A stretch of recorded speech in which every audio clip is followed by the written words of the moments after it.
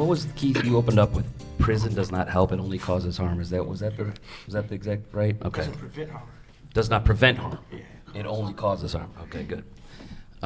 Prisons do not prevent harm, they only cause harm. I'm going to end with that. I want to start with it and just essentially say I completely agree, and I want to share a few things about what we're doing to reduce incarceration in the state of Illinois, starting on the west side of Chicago.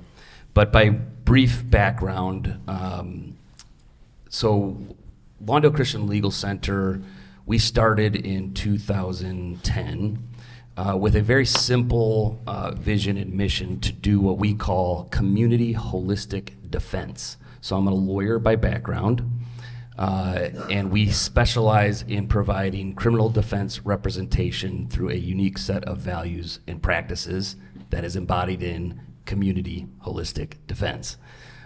We specialize only in representing young people under 26. So that is two categories, 17 and under in juvenile court, 18 to 25 in adult court. Community holistic defense means that we are located in the community in which we serve. I'm very proud to say the founding board of directors for the Lawndale Christian Legal Center was 100% residents of North Lawndale community. For the first 7 years, while we were probably only getting to about 30 staff thereabouts, well, maybe not even quite that high, maybe 20 staff, 100% of our staff were residents of North Lawndale. I myself moved into North Lawndale in 2009 and going on about my 16th year of living there. Not from there, but have lived there now for 16 years. And everybody else, for the most part, that we hired were residents of the community for generations. A couple others were like myself who moved into the neighborhood. So community we take very seriously. And I think community is a requirement to do restorative justice well. Those who are closest to the pain, most proximate to the pain, are the ones most equipped to heal and come up with solutions to the pain is sort of the punchline there. And I'm sure, assuming many people know Brian Stevenson, but he has a couple famous books and quotes are related to proximity. So community, we don't believe in tokenism community. We don't believe in having a community voice. We believe in community leadership. And so a local community church birthed North Lawndale. Actually, I had a vision for it when I was 3. That church would often say that they needed to wait for me to grow up and get my law degree and cross paths with them before we started the legal center. And it was very clear too, the community church that birthed the legal center, it was very clear that for me to be the person that would lead this up, moving into the neighborhood was expected. I was already on that path and had moved in the neighborhood this summer before we began, so that was no issue for me, but I'm only highlighting what the community part of community holistic defense, and I could talk about that for another 2 hours, but I'll leave it there. Holistic is that we address the legal and social needs of our young people while representing them, which is to say that the more I've done this work and the legal center has done this work, we have learned what seems now to be kind of somewhat obvious and hopefully would become much more broadly understood, which is that our young people are not bad kids. They're not bad people. They're not wanting to do bad things. The vast majority, if not in 100%, have been living in circumstances that are really rooted in survival, meaning they don't have rent, they don't have food, they don't have clothing. Their safety in the community is very limited to the people they grew up on their block that are childhood friends. And those groups become what most people would call gangs. Today they usually identify, at least North Lawndale, as mobs. But those are not the demonized groups that oftentimes people think they are. Are they capable of doing great harm? Absolutely. There's no doubt about it. It's also oftentimes a very dangerous thing that causes harm to themselves and others. but they join in a need to develop safety and belonging, and it is a very understandable, reasonable, in fact, I would say wise decision for a lot of our young people to join a local quote-unquote gang for that safety and belonging at young ages. But the holistic part is to say that the underlying root causes of behavior, the social determinants of health, that if we can address those while representing a young person going through the system, that's the best way to make sure they never need another criminal defense lawyer again and won't be in that system again. So over the years, just a high level, I would say at least about 80 to 90% of our budget from year 1 to current today, year 15, goes to social supports, which is to say now we're going to be opening a brand new $22.5 million community justice center that I'm going to talk about in a second. We'll have 80 staff when we move into that building, and only 8 of us are lawyers. So that gives you a real perspective on when I say we address the underlying root causes, the social determinants of health, the social services. We invest heavily in helping our young people find housing, mental health, schools, tutoring, mentoring, workforce development, jobs, etc. Those are the drivers of primarily why they're on the streets trying to make ends meet through illegal behavior like drugs and guns, etc. So that's a kind of a broad overview of what community holistic defense is. I will say that over the last 15 years, as we've represented young people going through the criminal justice system, we've had, and that's all we do, like 100% of people we serve are arrested and going through the system. That's all we do. So my restorative justice lens comes entirely through criminal justice law, criminal justice procedure, and the things I believe and our legal center believes we need to do to make our criminal justice system far, far better. And we can define that in a lot of different ways. I'll touch upon a few today. But as we walk young people through the system, all the way from arrest through parole, that's city, county, and state government agencies, all working not together, but intersecting with our clients. Of course, Chicago City Police, right? And then Cook County Courts, and then of course prison and parole is a state function, so city, county, and state government. And we have walked and watched our young people as they navigate those systems, and over the last 15 years identified several things that, again, is, I think, fairly simple, but things that are just not working. And that is almost everything, I will say. It's just, when you look at, and I mean, like, if you were to define, I always say, like, if our criminal justice system was a company, the competition would have beat it a long time ago, would not be profitable. It's a cost center upon cost upon cost upon cost. There's no ROI. If it were a nonprofit, I would hope nobody would donate their money to it, because you wouldn't be able to justify why you'd give it a penny. And yet, all of us as taxpayers spend billions with a B across the nation, and billions with a B in just the city, county, and state level here in Illinois. It's extravagantly expensive and extravagantly ineffective and abysmal failure. That is not to say police are bad. That is not to say judges are bad. That's not to say state's attorneys are bad. It is just to say the system as it's been constructed and now has been moving for centuries and decades is failing.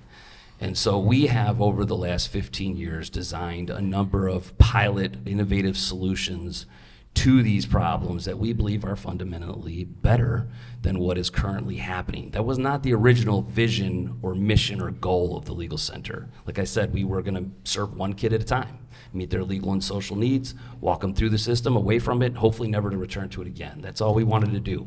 And that's a good thing to do, and we've done that well. But as we did that, we thought we cannot continue to walk people through, young people through a system that's just not working, is not designed for their good, is not helping our community. And so we have tackled what I think is a much bigger, bolder, audacious vision to actually build now a completely new system for young people. Under 26, providing age-appropriate, developmentally appropriate, needed services as a way of justice and improving the safety and well-being of not just our clients, not just the victims, but our entire community and, quite frankly, our entire state and nation. So we're probably most, I don't know, famous is a strong word. You're like, I've never even heard of you, Cliff. But we're most known for probably the Restorative Justice Community Court that we helped design and launch in 2016 and 17 in North Lawndale. We were the lead community agency that worked with, I'm very proud to say, a very large network of North Lawndale residents and nonprofits, businesses, et cetera, leaders who came together and actually we invited the Circuit Court of Cook County to partner with us. That's a little known fact that a lot of people don't know. And I'm very proud to say that Chief Judge Timothy Evans, State's Attorney's Office, Public Defender's Office, Sheriff's, everybody came together. And we formed a 14-member steering committee that designed the first restorative justice community court in the country and launched it in 2017 in North Lawndale. There's been compromises on that court. I won't say it's everything we've wanted. I won't say it's everything we still want, and we're still working to improve it. But that court is literally based on, it's for 18 to 25-year-olds charged with felonies, and they sit in circle, and the circle decides what everybody in that space needs to become whole, and that becomes a one-page document called a repair of harm agreement, where everybody, we met on these dates, we dated, sign it, and these are the things that we all decided we need to become whole. And then that one-page document gets entered into court. And the judge does not look at it and say, I don't think there's enough stuff. I think you got to kick it back, do another circle. The judge knows that the people who were harmed needs to decide what they need to become whole. The judge only then monitors the completion of that, what we call ROHA, Repair of Harm Agreement, ROHA. And once that repair of harm agreement is completed, the case is dismissed. That's very significant because there is no criminal record. So young adults, 18 to 25-year-olds, do not receive a permanent felony conviction. And of course, because they're in the community repairing harm, they're not incarcerated. So the court was set up to achieve two big goals: no jail, no criminal records, three, I should say. Obviously, the big one is repair harm, both themselves and to the community.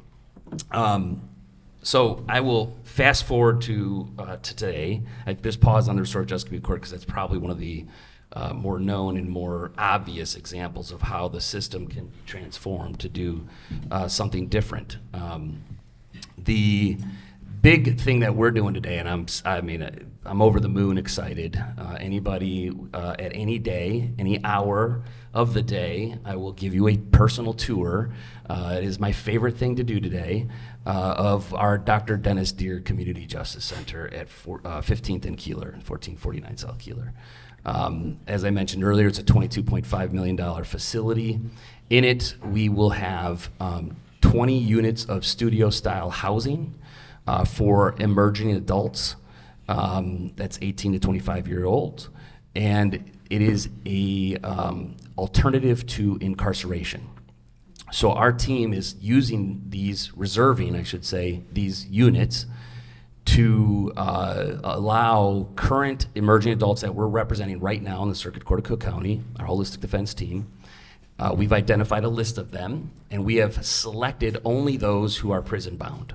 So and we have not really done any misdemeanors for 15 years. We've been doing all felony trial work, but there are felonies that are less prison bound than others. And so we are looking at we're only doing men. We joke that we don't want to build families right now, so we decided not to go co-ed. We'd like to maybe reunify some existing families, just not make new ones.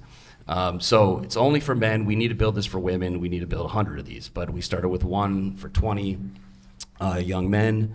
And so we will put together what's called a mitigation package in the legal field, which is basically everything you need, everything about this young person: where they were born, raised, family members, where they've lived, where they go to school, how far are they in school, what programs and supports are they in, what's their mental health diagnosis, a full forensic psych evaluation, what's their career goals, what do they dream of being. And then we put together an individualized service plan that shows the career ladder, the rungs of the ladder to get into that career, what we will set up to help them get there, but also the mental health services, and of course the critical intervention being housing. And so this residential workforce development center as an alternative to incarceration, I'm excited to share, has now been codified. Well, that's a little premature. We have a House Bill 44 that has been filed by Representative Rita Mayfield, a Senate Bill 237 that was filed by Senator Lakeisha Collins, that is creating an Illinois law. The title we're playing with, it's a negotiation to get a law passed. Right now that title's Emerging Adult Sentencing Act. It started out with Community-Based Corrections Act. Title, whatever the title will end up being, the law will define community-based alternatives to incarceration and then authorize state funding for those programs in the state of Illinois to the tune of what it costs monthly to house somebody in the Illinois Department of Corrections, which right now is about $41.03 per their own records. So for us, that would be about $1 million a year of sustainable funding to continue the Deer Center to house emerging adults as an alternative to incarceration. We piloted this program in 2015 to 18 with 5 young men. We started with Local 150, Bricklayers, and Labor Union, and basically said, we brought the unions and some employers on board and said, what do we need to do to help our young men get into your union and have prevailing wage careers? They helped us design the pre-apprenticeship trainings that we had them in. 2 of the young men were charged, one was charged with 5 residential burglaries across 2 states and 3 counties. Another one was charged with 4 residential burglaries in the same county. Residential burglary is a non-probational Class 1 offense. Non-probational means you go to prison. The sentencing range is 4 to 15 years. When you do 5 of them, technically your sentencing range is 4 on the bottom times 5, which is 20, 15 times 5 on the top, which is 75. Truthfully, most judges would run those sentences concurrently, but when you do 5, when you do 4, and you have any background, you're prison bound. You'd be in the category of, if you lose this trial or you plea, you're going to prison. For one of our young men, he was 17 years old. He was arrested at the same date, time, location as his co-defendant, who was the same age, had the same background, grew up in the same neighborhood. He took 8 years and went to IDOC. You can add up 8 years of IDOC costs, $50,000 a year times 8 is $400,000. If that young person was in our, what we called MAC House, that was our pilot to the Deer Center. We provided housing, workforce development, and mental health supports as an alternative to incarceration. We worked that negotiation out with the state's attorney and the judge to allow him to come home instead of go to prison. That took a long time. It was not easy to do. It took almost a year. I won't tell you all the ins and outs, but we were able to bring him home, bring him into the MAC House. Year 1 in the Deer Center, we are double the cost of IDOC. Our cost, we're projecting for the Deer Center will be about $100K a year, unapologetically more expensive than $50K a year at IDOC. Year 2, our cost drops down to about the same cost because in the pilot, our young men got prevailing wage employment. They were union members working for Lindahl Brothers Construction, big companies. So they started paying their own rent, utilities, and food. So all of our costs, basically all non-personnel costs were eliminated. It was just personnel. That is for year 2. Now you continue year 3, 4, 5, 6, 7, and 8. Co-defendant, same age, same charge, same everything, same homes, same background, everything. 50,000, 50,000, 50,000, 50,000. Year 3, 4, 5, 6, 7, 8, still in prison. Comes out with a permanent felony record. We know this young man, unfortunately, as a defense firm, you can't represent both. He's now home. Our young man raised his son, who would have otherwise not known him. He's not just raising his son, he's now married. He has his own home. He's on our staff, decided not to stay in the trades. As one of our best staff, he's been one of our best staff now for a long time. Smart economists can calculate the ROI. It's big. When you talk about a father raising a son, breaking generational cycles, when you talk about obviously tax paying for these last, he's been full-time employed the entire time.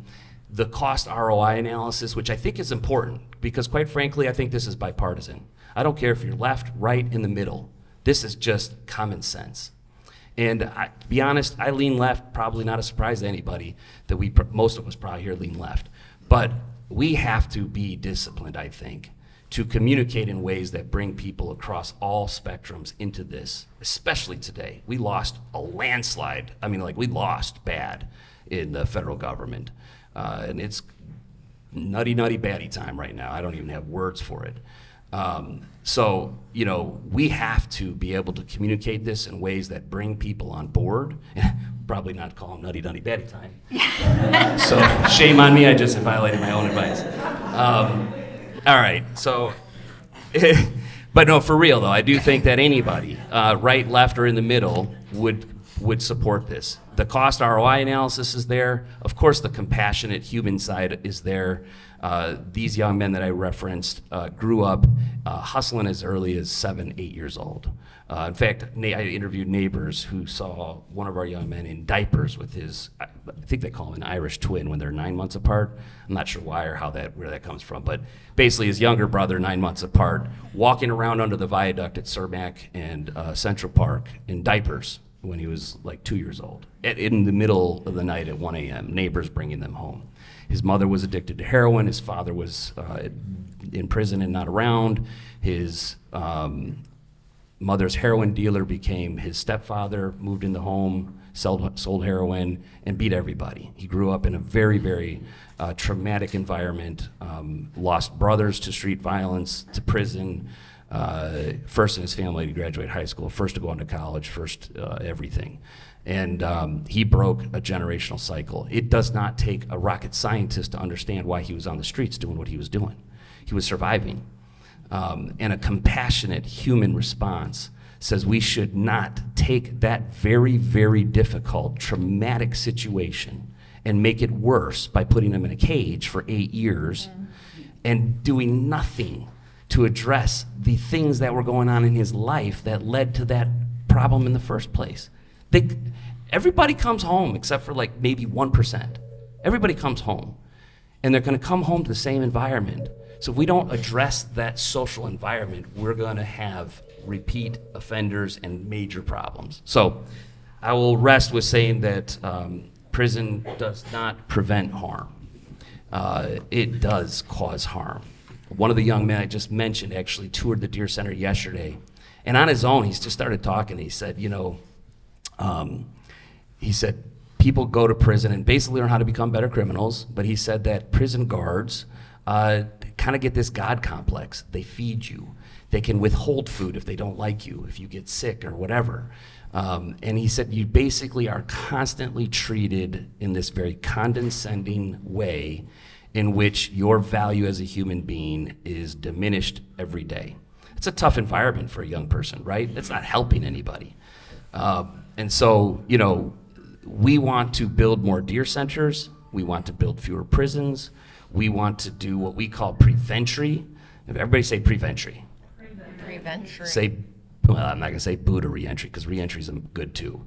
I say jokingly boo to reentry, because reentry is when you go to prison and then you come back on parole and reintegrate in the neighborhood. We want to stop people from going to prison in the first place. Preventry.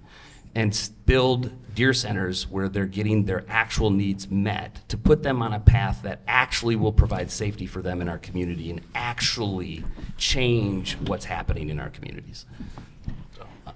Cliff, thank you so much. Yeah.